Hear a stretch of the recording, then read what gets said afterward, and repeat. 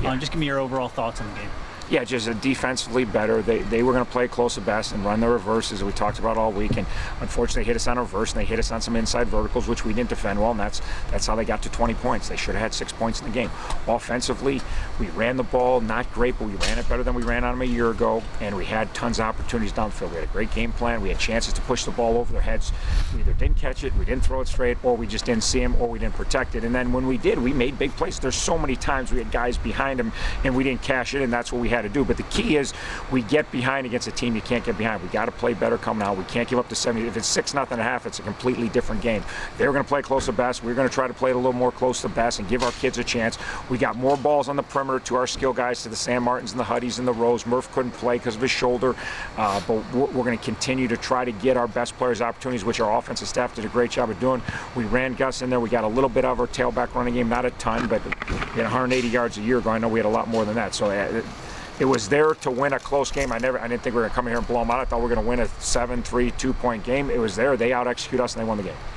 You talked about that reverse. I mean, really, the defense played extremely well, except for about 2 or 3 big plays. Right, but that's Kent State. They're running the ball up the middle and playing defense, and then they're going to try to trick you. And they tricked us on the reverse, and it's a play that they scored last week, and it's a play that we repped over and over, and we're not mentally disciplined enough and mentally tough enough to do the job and make the play that we need to make there. It's easily a 15-yard loss if we just, the backside guys do what they're supposed to, but they don't, and we give up a big play, and we talked all week. That's how they're going to score points. And then their number one pass play that they hurt Marshall with, they hurt us with little play action inside verticals, and our eyes were bad again, and we're undisciplined, and we got some new guys that haven't played a lot that hurt us, but that's not an excuse. We got to get better. If we're going to win in games, we got to defend those 2 plays better on defense. You talked offensively, really struggled in the first half, to get a whole lot going, but a big part of that I felt like was the field position. Yeah, and the special teams is killing us, And defense didn't do a good job of early. We gave up a lot, some drives. The first 2 drives were our worst 2 drives of the game until we settled in. But penalties on special teams, and we got too many guys that they got to grow up right now. They got almost every penalty was a fucking true freshman out there, but they got to grow up. We got to play them. That's who we got. And we got to play them. They got to grow up right now. They got to make better choices. And then we have a ball hit on a kickoff and get the ball on an 8-yard run because we got 2 guys back there that won't communicate. Right? And you got 1 older kid, 1 younger kid. We got to communicate. Whoever's put on the field's got to be ready to do the job.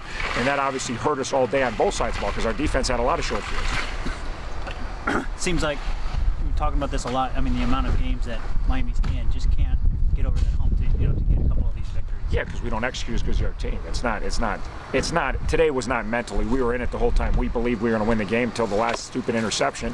We jammed the ball into coverage. We got a guy wide open. And again, if you don't limit it, it has nothing to do with belief. We had belief on the sidelines all day. Our kids stay in the game. Our offense stay in the game. Our defense stay in the game. We kicked the ball deep. We thought we had plenty of time to still win the game. I thought the offense could score. I was sure they could score.